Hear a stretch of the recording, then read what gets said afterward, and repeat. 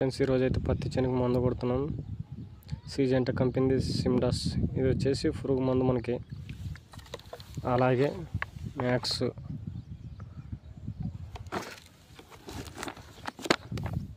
అలాగే ట్యాగ్ బఫెటో.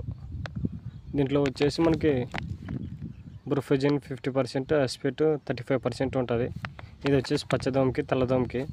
సిమ్డాస్ వచ్చేసి మనకి పురుగుకి, పత్తిలో పురుగుకి, మొగ్గకి, రాళ్ళనట్ట అన్నిటికి పనిచేస్తుంది.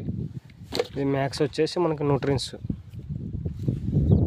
పచ్చి అని కొడుతున్నాం ఫ్రెండ్స్.